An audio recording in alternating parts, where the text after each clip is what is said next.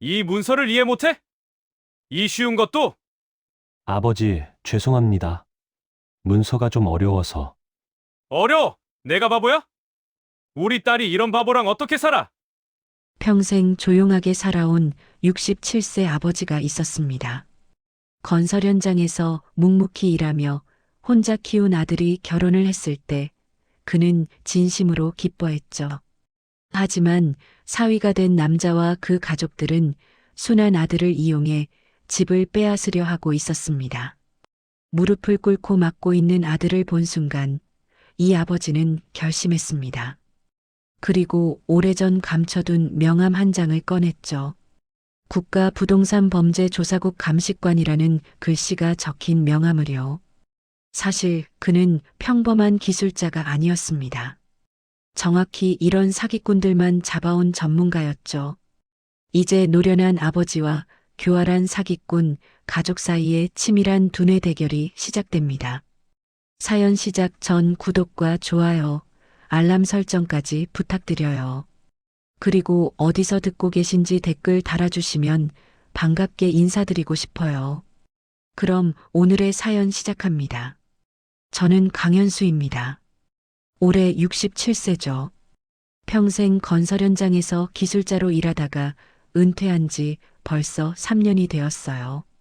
아내를 일찍 떠나보내고 혼자 키운 아들 도훈이가 작년에 결혼을 했습니다. 그때는 정말 기뻤죠. 내 아들이 드디어 좋은 사람 만나서 가정을 꾸린다니까요. 도훈이는 어릴 때부터 좀 느렸어요. 말도 늦게 하고 판단하는 것도 다른 아이들보다 시간이 걸렸죠. 하지만 마음만큼은 정말 착했습니다. 항상 아버지 고맙습니다를 입에 달고 살았거든요. 손재주는 좋아서 목공 기술을 배워 작은 공방에서 일하고 있었어요. 며느리 하림이는 마트 계산대에서 일하던 아이였습니다. 처음 만났을 때 밝고 예의 바른 모습이 인상적이었어요. 장인, 장모님도 교양 있어 보이시고 말이죠. 결혼 후에는 하림이 고향인 인천 외곽으로 이사를 했습니다. 나는 아들 앞길을 위해 내가 가지고 있던 작은 전셋집을 도훈이 명의로 해줬어요. 이제라도 편히 살아라. 그때는 정말 마음이 뿌듯했습니다. 그런데 한 달 전부터 이상한 일이 생기기 시작했어요. 도훈이가 전화를 피하기 시작한 거죠. 평소에는 일주일에 두세 번씩 꼬박꼬박 안부 전화를 했는데 요즘엔 전화를 해도 받지 않거나 받아도 금세 끊었습니다. 아버지, 지금 좀 바빠요. 이 말만 계속 반복하더라고요. 뭔가 이상했습니다. 내 아들 목소리가 평소와 달랐어요. 떨리고 있었거든요. 그래서 오늘 반찬을 싸들고 인천으로 가기로 했습니다. 농장에서 기름 배추로 담근 김치, 직접 만든 고등어 조림, 돼지 수육까지 정성스럽게 준비했어요. 아들이 좋아하는 음식들이었죠. 인천까지 가는 길이 참 멀게 느껴졌습니다. 버스에서 내내 불안한 마음이 들었어요. 왜 도훈이가 갑자기 달라졌을까 하는 생각만 계속 머릿속을 맴돌았죠. 드디어 아들이 사는 빌라에 도착했습니다. 현관문 앞에서 초인종을 누르려는데 집안에서 소리가 들렸어요. 큰 소리였습니다. 이 문서를 이해 못해? 이 쉬운 것도? 누군가 화를 내고 있었어요. 그 다음에 책상을 치는 소리가 들렸습니다. 그리고 아버지, 죄송합니다. 문서가 좀 어려워서 도훈이 목소리였어요. 그런데 울먹이고 있었습니다. 어려워? 내가 바보야? 우리 딸이 이런 바보랑 어떻게 살아? 짝! 뭔가 맞는 소리가 났어요. 내 심장이 쿵 떨어지는 것 같았습니다. 더 이상 참을 수가 없었죠. 나는 급하게 문을 열고 들어갔어요. 거실에서 본 광경은 평생 잊을 수 없을 것 같습니다. 내 아들 도훈이가 무릎을 꿇고 있었어요. 두 손을 깍지 낀 채로 떨고 있었습니다. 장인인 정성기 씨가 붉어진 얼굴로 서류를 흔들며 화를 내고 있었고 하림이는 고개를 돌린 채 아무 말도 하지 않고 있었어요. 뭐 하는 겁니까? 내가 말하자 정성기 씨가 돌아봤습니다. 아, 사돈이 오셨네요. 도훈이가 서류 하나를 제대로 이해를 못해서요. 서류요? 가족 간에 필요한 절차인데 너무 어렵게 생각하네요. 뭔가 이상했습니다. 도훈이 얼굴을 보니 뺨이 빨갛게 되어 있었어요. 맞은 자리였죠. 도훈아, 아버지랑 가자. 나는 더 이상 듣고 싶지 않았어요. 도훈이 어깨를 잡고 일으켜 세웠습니다. 사돈이 이러는 건 예의가 아니죠. 정성기 씨가 적반하장으로 화를 냈지만 나는 고개도 돌리지 않았어요. 도훈이만 데리고 나왔습니다. 엘리베이터 안에서 도훈이가 조용히 물었어요. 아버지, 제가 잘못한 걸까요? 목소리가 너무 작았습니다. 무서워하고 있었어요. 아니다. 너 잘못 없어. 내 마음이 찢어지는 것 같았어요. 내 아들이 이렇게 무서워하고 있다니. 집에 와서 도훈이를 재웠습니다. 한참을 뒤척이다가 겨우 잠이 들었어요. 나는 부엌에서 조용히 찬물을 끓였죠. 잠든 아들을 다시 보러 갔는데 손등에 누런 멍이 있었습니다. 오래된 멍이었어요. 오늘 생긴 게 아니라 며칠은 된 것 같았습니다. 그때 확신했어요. 뭔가 잘못되고 있다는 걸. 그리고 이걸 바로 잡아야 한다는 걸. 사실 나에게는 도훈이가 모르는 과거가 있습니다. 아무에게도 말하지 않은 비밀이죠. 나는 단순한 건설 기술자가 아니었어요. 정부 기관에서 부동산 위장 사기, 명예 갈취, 토지 분쟁 조작 같은 사건들을 담당하던 조사관이었습니다. 결혼 후에 그만두고 시골로 내려와 평범하게 살았을 뿐이었어요. 오늘 장인이 흔들던 그 서류, 단순한 종이가 아니었을 거예요. 분명히 도훈이의 집과 관련된 무언가일 겁니다. 창밖을 보며 조용히 다짐했어요. 이제 다시 시작해야겠구나. 내 아들을 지키기 위해서라면 예전에 내가 되어야 할 때가 온 것 같습니다. 그날 밤 잠이 오지 않았어요. 부엌에 앉아서 오래전 기억들을 하나씩 떠올렸습니다. 아내를 잃고 어린 도훈이를 혼자 키우던 시절이 생각났어요. 도훈이는 정말 늦둥이였거든요. 5살이 되어서야 겨우 엄마 아빠를 제대로 말했죠. 다른 아이들은 벌써 책도 읽고 있을 때였는데 처음엔 답답했습니다. 왜 내 아들은 이렇게 느릴까 싶어서요. 하지만 시간이 지나면서 알게 되었어요. 도훈이는 느리지만 마음만큼은 누구보다 따뜻하다는 걸. 아버지, 오늘도 고생 많으셨어요. 퇴근하면 항상 이렇게 말해주던 아이였거든요. 10살밖에 안 되었는데도 말이에요. 하지만 세상은 도훈이에게 냉정했습니다.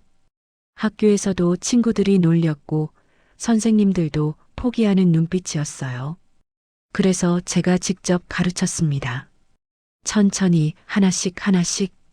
도훈아, 급할 거 없다. 내 속도로 하면 돼.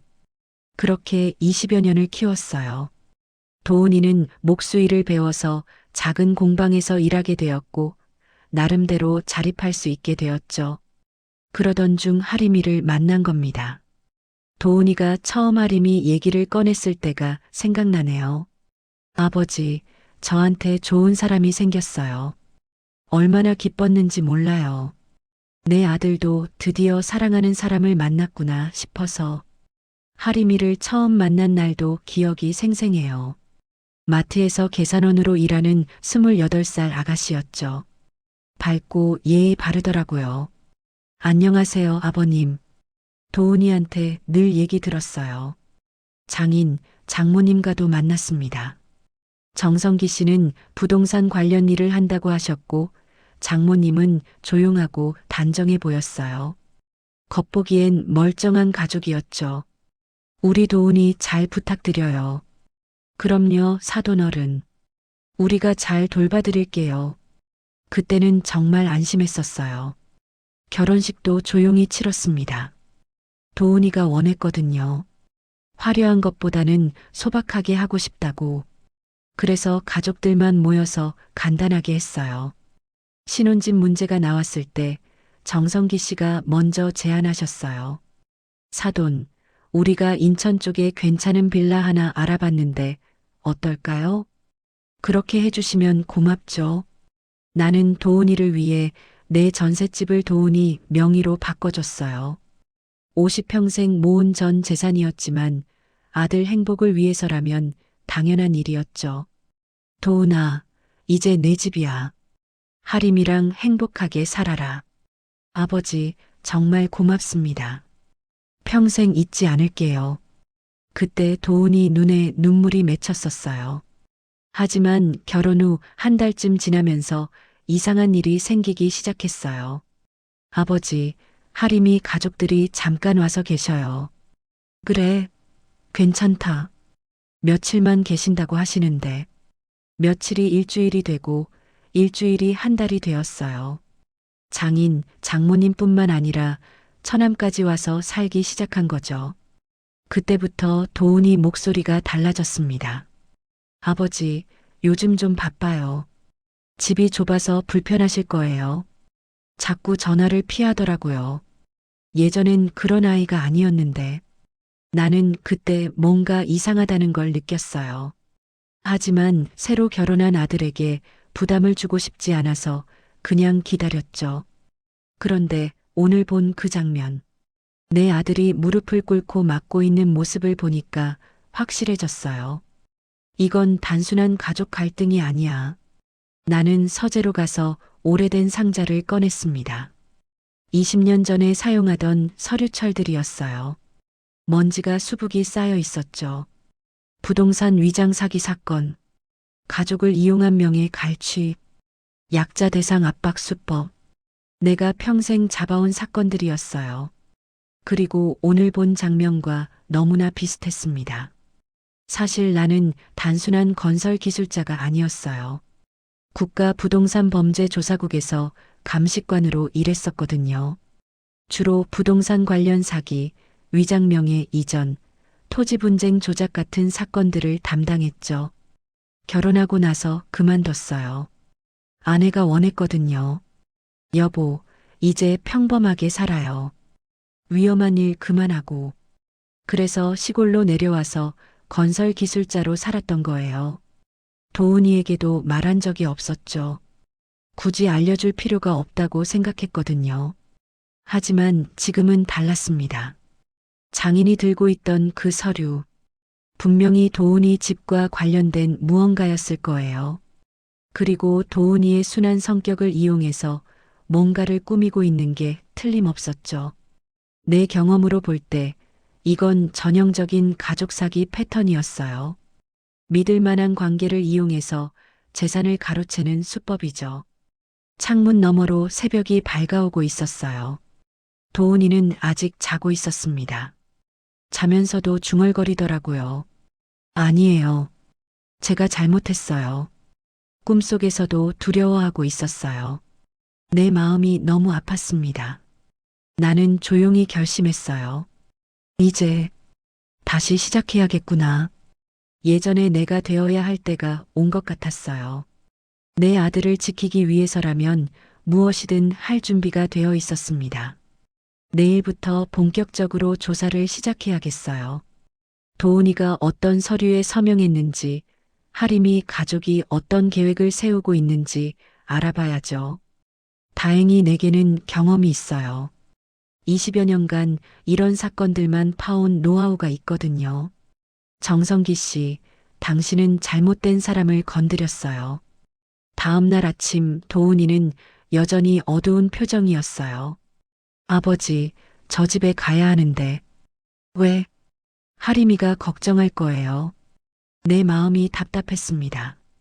아직도 그 상황을 정상적인 거라고 생각하고 있었어요. 도훈아, 어제 무슨 일이었는지 아버지한테 얘기해봐.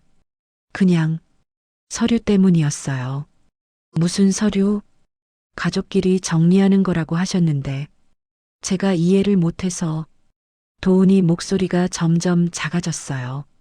무서워하고 있었죠. 어떤 내용이었어? 집, 집 관련된 거라고 하셨어요. 임시로 어른들이 관리해 주신다고. 그 순간 확신했어요. 이건 분명히 명예 이전과 관련된 사기였습니다. 도훈아, 그 서류에 도장 찍었어? 네. 장인어른이 빨리 하라고 하셔서 내 가슴이 철렁했어요. 이미 서명을 해버렸다는 얘기잖아요. 몇 번 찍었어? 기억이 잘. 여러 번이요. 이건 심각한 상황이었어요. 하지만 도훈이 앞에서 당황할 수는 없었죠. 알겠다. 걱정하지 마. 사실 나는 이미 계획을 세우고 있었어요. 오늘 도훈이를 데리고 인천으로 내려가서 직접 확인해 보기로 했습니다. 도훈아, 아버지랑 같이 가자. 네. 왜요? 하림이한테 인사도 하고 상황도 봐야지. 도훈이는 불안해했어요. 아버지, 장인어른이 싫어하실 텐데. 괜찮아. 사돈끼리 만나는 게 뭐가 이상해? 인천으로 가는 길에 도훈이에게 더 자세히 물어봤어요. 결혼하고 나서 어떻게 살았어? 자세히 말해봐. 처음엔 괜찮았어요. 하림이도 친절하고. 언제부터 달라졌어? 하림이 가족들이 오시고 나서요. 처음엔 며칠만이라고 하셨는데 지금은 거의 한 달째 계세요. 장인어른이 거실을, 장모님이 주방을, 처남이 제 방을 쓰고 계시고 저는 소파에서 자고 있어요. 듣고 있으니 화가 치밀어 올랐어요. 하지만 참았죠. 하림이는 뭐라고 해? 오빠가 참으라고. 가족인데 뭐가 어렵냐고. 도훈아, 너희 집이야. 내 명의로 되어 있는 집이라고. 그런데 장인어른이 가족끼리는 그런 게 중요하지 않다고 하세요. 내 아들이 완전히 세뇌당해 있었어요. 인천 빌라에 도착했을 때 다행히 아무도 없었어요. 도훈이가 열쇠로 문을 열었죠. 혹시 누가 오면 어떡하죠? 괜찮다. 잠깐만 볼 거야. 집안은 엉망이었어요. 거실에는 정성기 씨 물건들이 가득했고 주방에는 장모님 짐이, 작은 방에는 처남 옷들이 널려 있었어요. 하지만 내가 찾는 건 따로 있었어요. 서류들이었죠. 도훈아, 내가 서명한 서류들 어디 있어? 장인어른이 가져가셨어요. 다른 곳에는 없어? 구석구석 살펴봤어요. 그러다가 침실 옷장 위에서 서류철을 발견했습니다. 펼쳐보는 순간 소름이 돋았어요. 임시관리인 지정서, 전세계약 변경 동의서, 명예 일부 이전 신청서, 모두 도훈이의 도장이 찍혀 있었어요. 그런데 내용은 이건 단순한 관리가 아니었어요. 집의 소유권을 정성기 씨 쪽으로 넘기는 절차였습니다. 특히 특약 조항이라는 부분이 있었는데 겉보기엔 세입자 보호를 위한 임시 관리처럼 보이지만 실제로는 소유권 일부 이전 효과가 있는 조항이었어요. 이건 고도로 계획된 사기였습니다. 도훈아, 이 내용 알고 서명했어? 아니요. 장인어른이 그냥 가족끼리 정리하는 거라고. 이건 내 집을 그분들한테 넘기는 서류야. 네. 도훈이 얼굴이 하얗게 질렸어요. 그런데 왜요? 왜 제 집을? 돈 때문이야. 내 집을 팔아서 자기들이 가져가려는 거지. 그때 현관문에서 소리가 났어요. 도어락이 눌리는 소리였죠. 누가 와요? 도훈이가 겁에 질렸어요. 나는 재빨리 서류들을 사진으로 찍었습니다. 증거를 남겨야 했거든요. 도훈아, 베란다로. 다행히 뒤편 베란다 창이 열려 있었어요. 우리는 조용히 그쪽으로 빠져나갔습니다.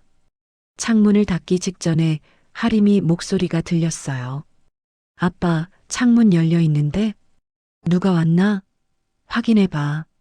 숨막히는 순간이었어요. 하지만 다행히 발각되지는 않았습니다. 빌라 뒤편으로 내려와서 도훈이는 주저앉아 버렸어요. 아버지, 저 이제 어떡해요? 집을 빼앗긴다고요? 아니야. 아직 완전히 끝난 게 아니야. 하지만 제가 도장을 찍었는데 강요받아서 한 서명은 무효야. 게다가 내용을 속였잖아. 나는 도훈이를 달랬지만 속으로는 화가 끓어올랐어요. 내 순한 아들을 이렇게 이용하다니. 하지만 다행한 건 증거를 확보했다는 거예요. 그리고 나는 이런 사건들을 처리할 줄 아는 사람이었거든요. 도훈아, 이제부터 아버지가 처리할게. 정말요? 그래. 내가 걱정할 거 없어. 집으로 돌아가는 길에 나는 마음속으로 다짐했어요. 정성기 씨, 이제 제대로 상대해드리죠. 그날 밤 도훈이는 계속 뒤척였어요. 악몽을 꾸는 것 같았죠. 아니에요. 저 잘못 안 했어요. 잠꼬대를 하고 있었어요. 얼마나 무서웠으면 꿈속에서도 이러고 있을까 싶어 마음이 아팠습니다. 나는 밤새 서류들을 분석했어요. 사진으로 찍어온 문서들을 하나하나 뜯어봤죠. 임시관리인 지정서부터 봤어요. 언뜻 보면 정말 관리 목적인 것처럼 보이지만 세부 조항을 읽어보니 완전히 다른 내용이었습니다. 권한을 위임받은 관리인은 필요시 제3자와의 계약 체결 권한을 갖는다. 이게 핵심이었어요. 다시 말해 정성기 씨가 도훈이 허락 없이도 집을 팔 수 있다는 뜻이었죠. 전세 계약 변경 동의서도 마찬가지였어요. 계약자 변경에 따른 보증금 및 관련 권리는 신규 계약자에게 이전된다. 겉보기엔 단순한 계약자 변경처럼 보이지만 실제로는 전세 보증금까지 정성기 씨가 가져갈 수 있게 되어 있었어요. 가장 충격적인 건 명의 일부 이전 신청서였습니다. 소유자는 관리 목적상 필요에 의해 소유권 일부를 관리자에게 이전하는 것에 동의한다. 이건 아예 대놓고 집의 소유권을 나눠 가지겠다는 내용이었어요. 모든 서류에 도훈이 도장이 찍혀 있었고 날짜도 최근이었습니다. 한 달 동안 조금씩 서명을 받아낸 거죠. 이 정도면 정말 치밀하게 계획된 사기였어요. 하지만 내가 봐도 허점은 있었습니다. 첫째, 도훈이가 내용을 제대로 이해하지 못한 상태에서 서명했다는 점. 둘째, 정성기 씨가 의도적으로 내용을 속였다는 점.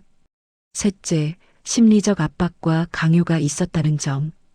이 정도면 법적으로도 충분히 무효 소송을 걸 수 있었어요. 하지만 문제는 도훈이 상태였습니다. 이미 한 달 동안 지속적인 정신적 압박을 받아왔거든요. 다음 날 아침 도훈이가 일어나서 첫 마디가 이거였어요. 아버지, 저 집에 가야 해요. 왜? 안 가면 하림이가 혼날 거예요. 누가 혼내? 장인어른이. 저 때문에 하림이가 혼나면 안 돼요. 완전히 세뇌가 되어 있었어요. 자기가 피해자인데도 가해자들을 걱정하고 있었죠. 도훈아, 내가 잘못한 게 아무것도 없어. 하지만, 들어봐. 아버지가 그 서류들 확인해 봤는데 내 집을 뺏으려고 하는 거야.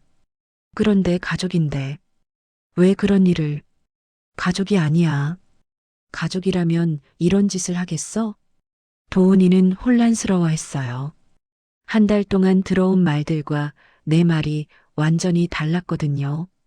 아버지, 저 어떻게 해야 해요? 일단 그 집에 가지 마. 며칠만 여기 있어. 하지만 하림이 걱정하지 마. 아버지가 처리할게. 하지만 도훈이는 계속 불안해했어요. 전화도 자꾸 확인했죠.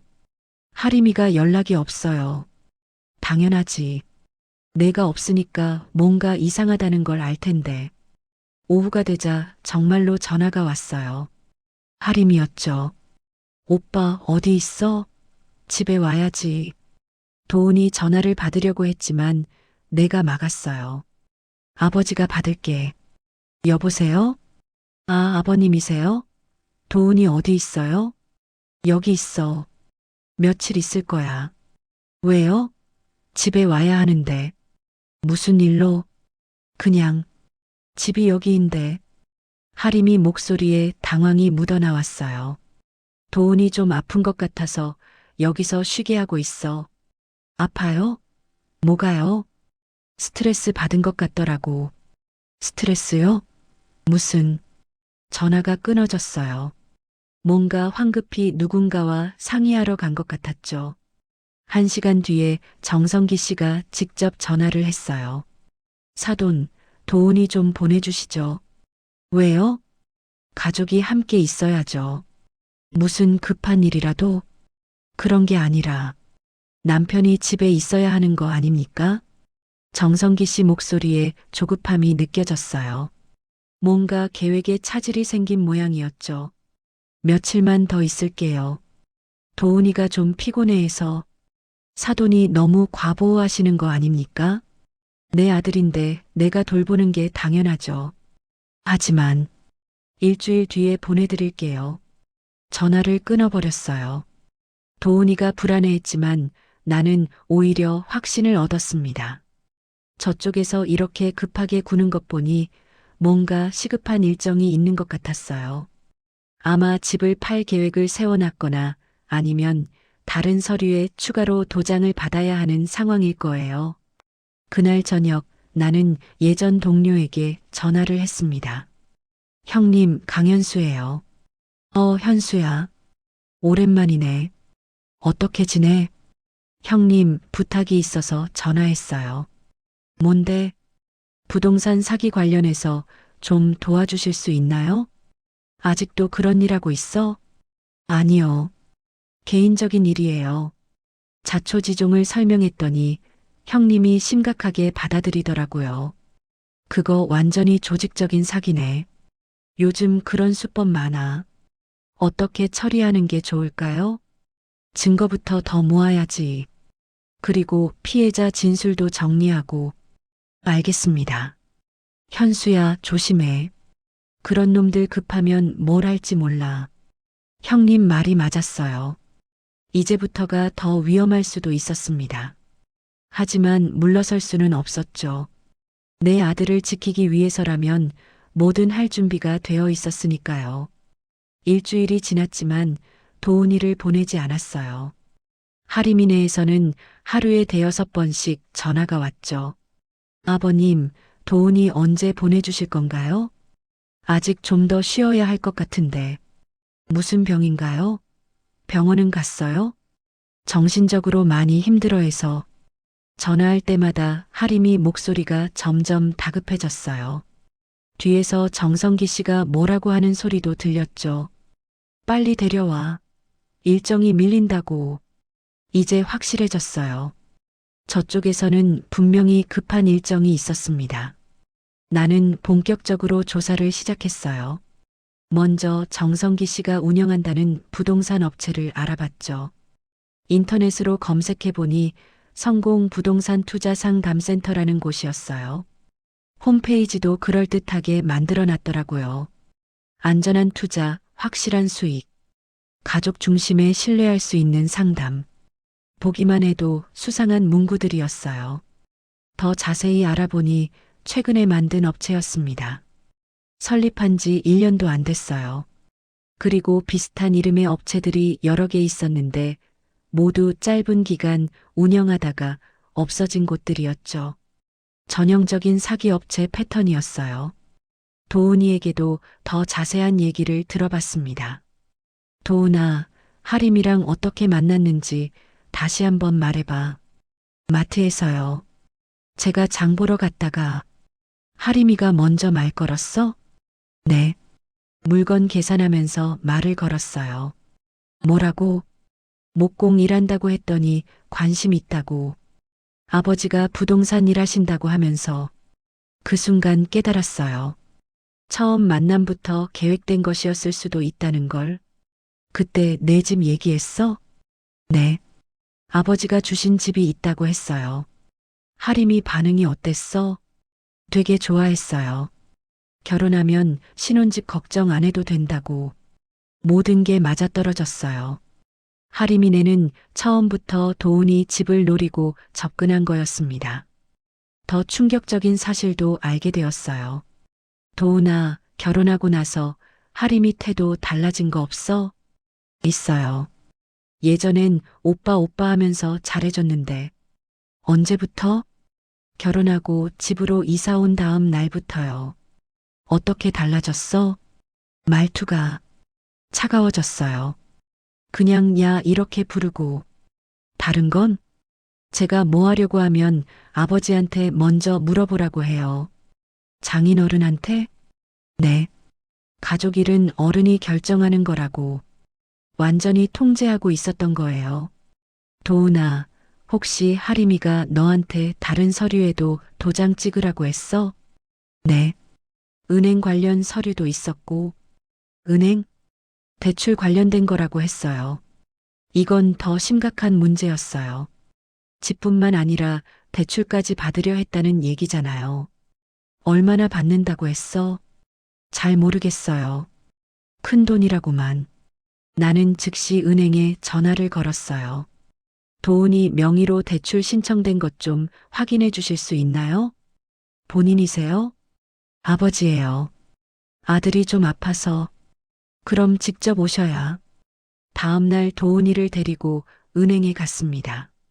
직원에게 상황을 설명하고 확인해 보니 정말 대출 신청이 되어 있었어요. 8천만 원 한도로 신청되어 있네요. 언제요? 한 달 전이요. 아직 승인 대기 상태고. 승인 조건이 뭔가요? 담보 서류가 더 필요하다고 되어 있어요. 그래서 그렇게 급하게 굴었구나 싶었어요. 대출 승인을 받으려면 추가 서류가 필요했던 거죠. 이 신청 취소할 수 있나요? 본인이 직접 요청하시면. 도훈이가 대출 신청 취소를 했습니다. 직원이 확인서를 주더라고요. 은행에서 나오면서 도훈이가 말했어요. 아버지, 저 정말 속은 건가요? 그래. 하림이도요? 그런 것 같아. 도훈이 얼굴이 무너졌어요. 사랑한다고 믿었던 사람한테 배신당한 충격이었죠. 아버지, 저 왜 이렇게 바보예요? 바보가 아니야. 너는 착한 거야. 착하면 뭐해요? 이렇게 당하는데 내 마음도 찢어지는 것 같았어요. 하지만 아직 끝나지 않았어요. 그날 저녁 정성기 씨가 직접 집으로 찾아왔습니다. 사돈, 현관문을 두드리는 소리가 거칠었어요. 사돈 계시죠? 얘기 좀 해요. 나는 도훈이를 안쪽 방으로 보내고 문을 열었어요. 무슨 일이세요?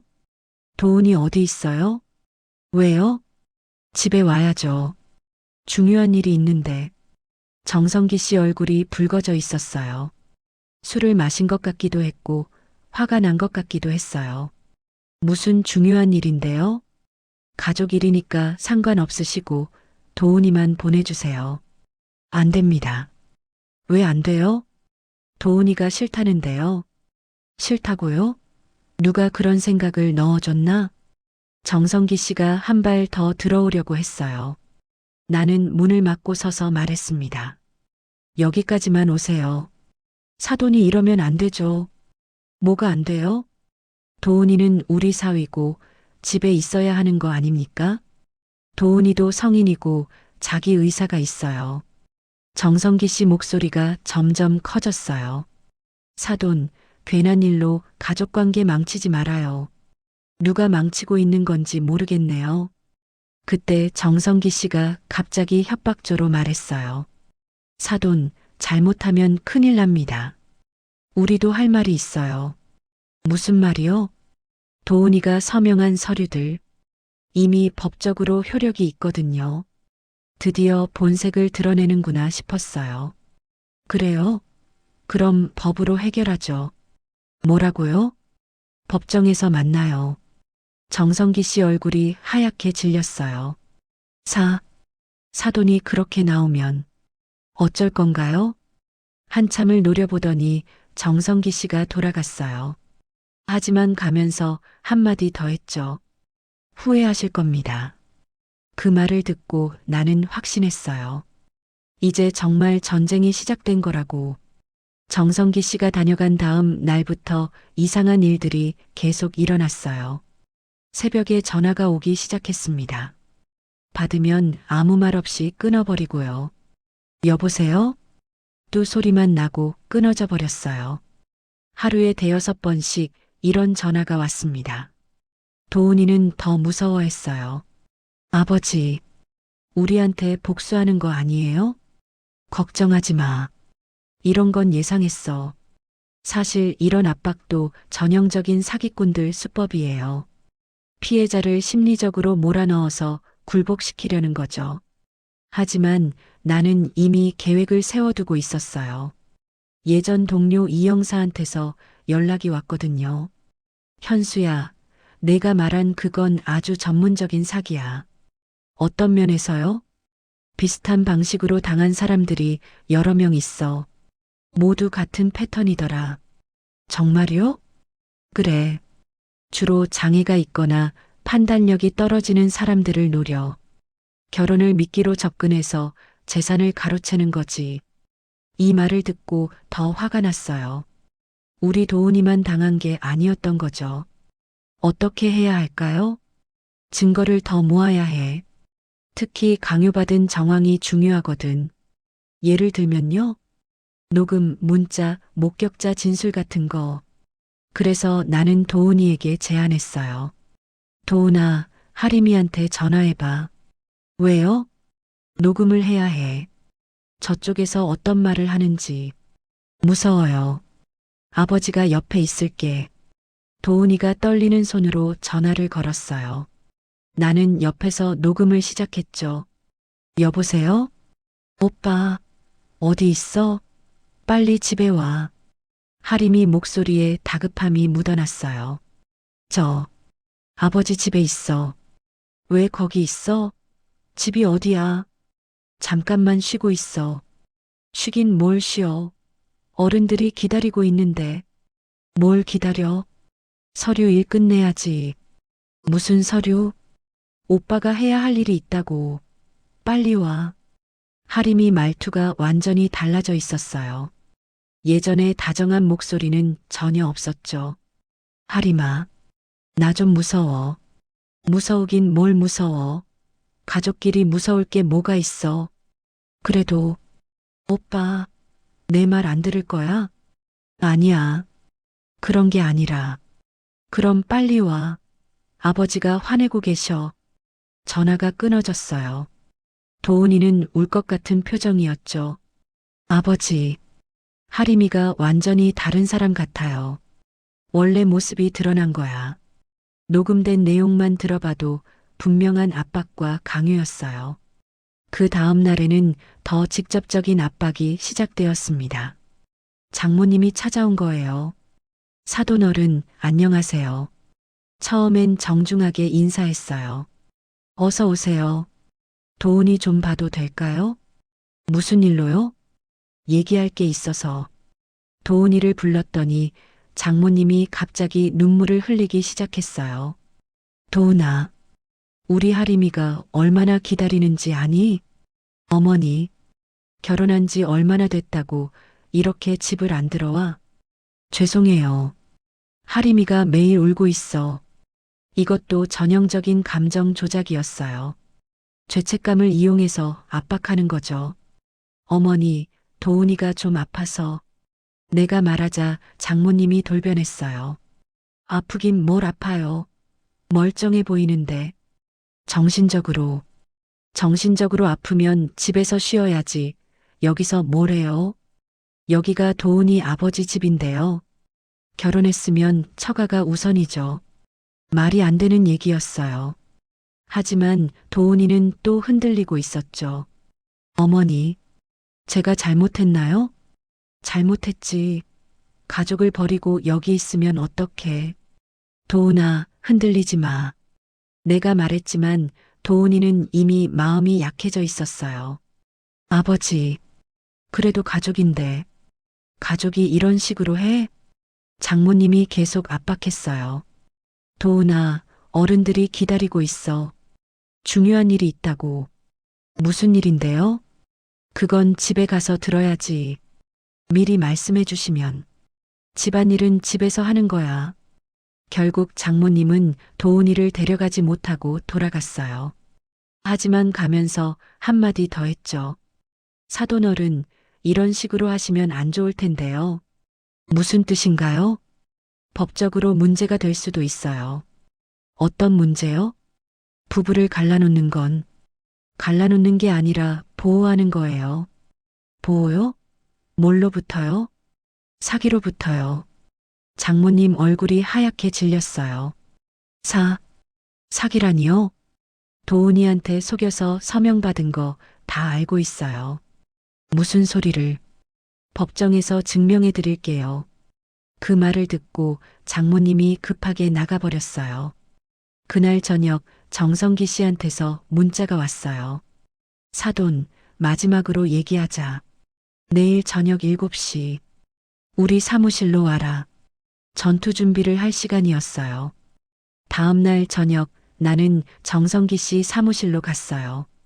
하지만 혼자 가지 않았죠. 예전 동료 이 형사와 함께 갔습니다. 현수야, 조심해야 해. 상대방이 몰리면 뭘 할지 몰라. 알겠습니다.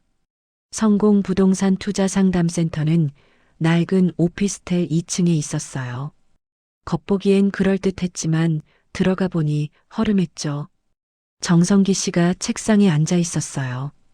하림이와 장모님도 함께 있었죠. 사돈이 오셨네요. 네. 혼자 안 오셨네.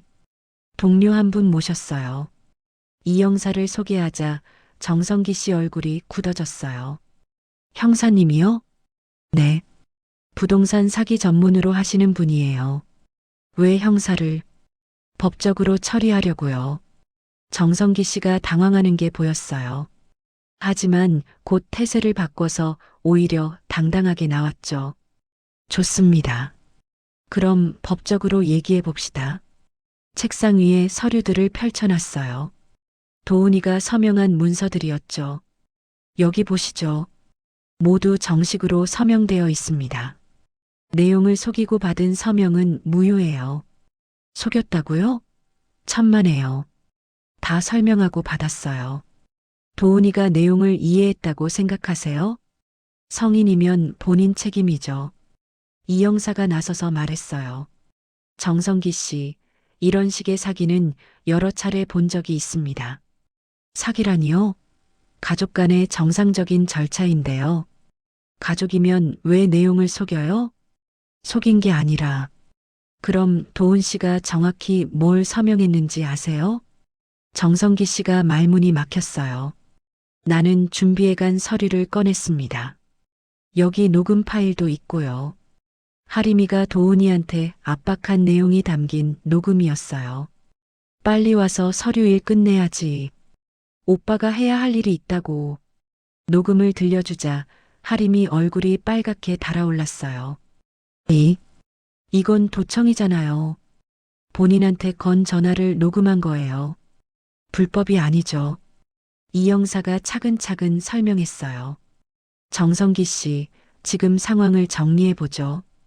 첫째, 피해자의 지적 능력을 이용한 사기. 둘째, 허위 내용으로 서명 강요. 셋째, 지속적인 정신적 압박.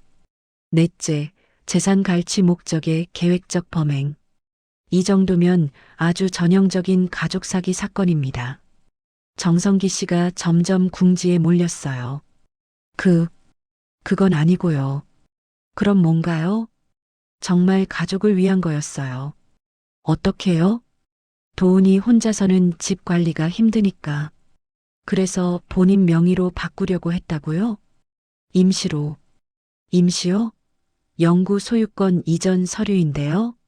이제 더 이상 변명할 수 없었어요. 그때 나는 마지막 카드를 꺼냈습니다. 오래전에 감춰두었던 명함이었어요.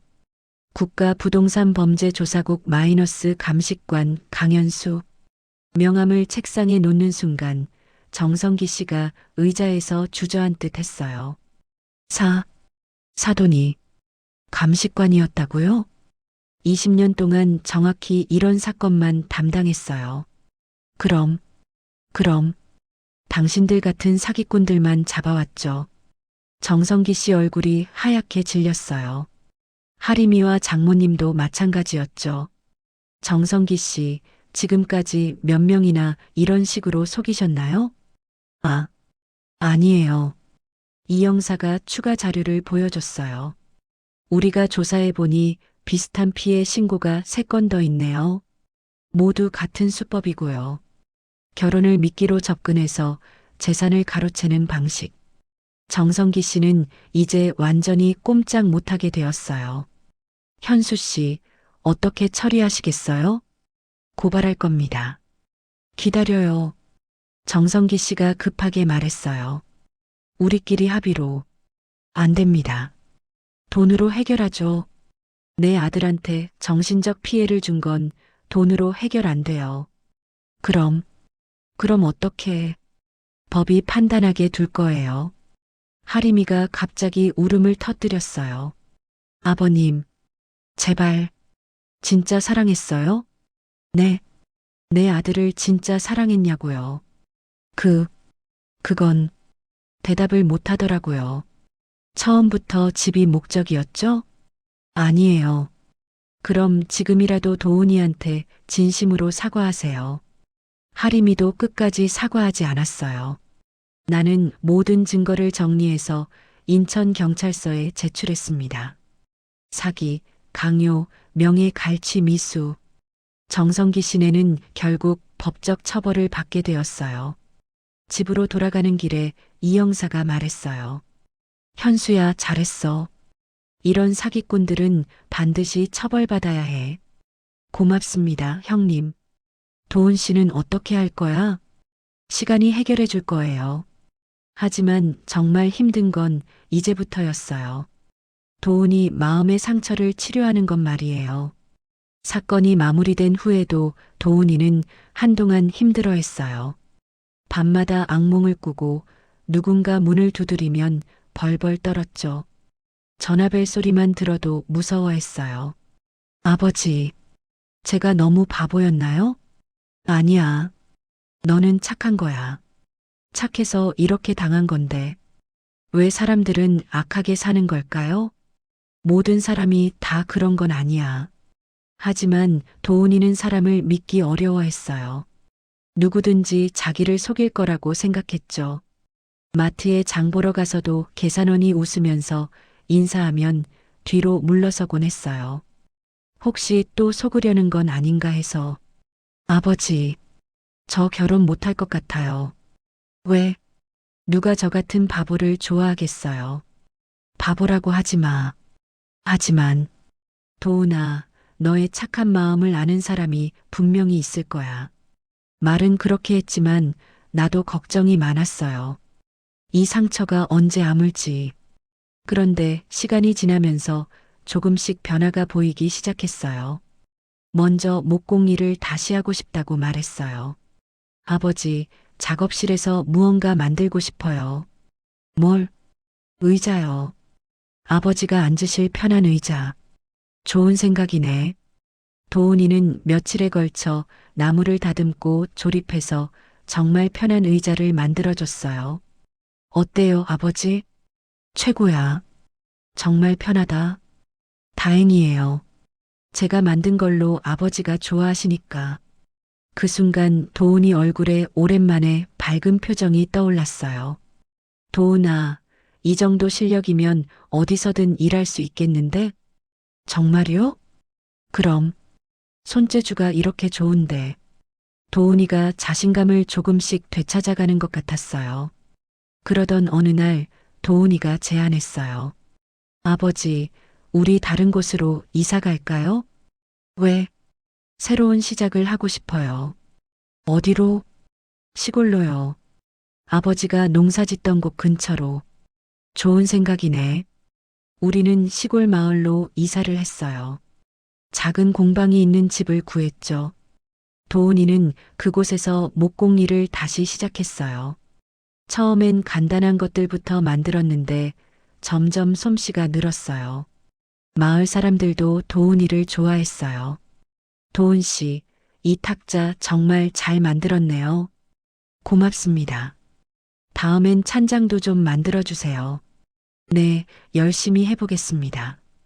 도훈이가 점점 사람들과 어울리기 시작했어요. 나도 새로운 일을 시작했어요. 마을에서 부동산 사기 예방 상담소를 열었거든요. 약한 이웃을 위한 부동산 사기 예방 상담소. 간판을 만들어서 걸었어요. 도훈이가 직접 나무로 만들어준 거였죠. 아버지, 많은 사람들이 도움받을 수 있을 거예요. 그럼 좋겠다. 정말로 많은 사람들이 찾아왔어요. 특히 나이 드신 분들이 많았죠. 선생님, 우리 딸이 갑자기 집 문서 달라고 하는데 어떤 이유래요?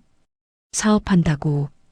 근데 뭔가 이상해서 이런 상담을 하다 보니 정성기 씨 같은 사기꾼들이 정말 많다는 걸 알게 되었어요. 나는 경험을 바탕으로 사기를 당하지 않는 방법들을 알려줬어요. 도훈이도 그 일을 도왔어요. 처음엔 차 끓여드리고 청소하는 정도였지만 점점 상담에도 참여하기 시작했어요. 도훈 씨도 당해본 적이 있다면서요? 네. 정말 힘들었어요. 어떻게 극복했어요? 아버지가 도와주셨어요.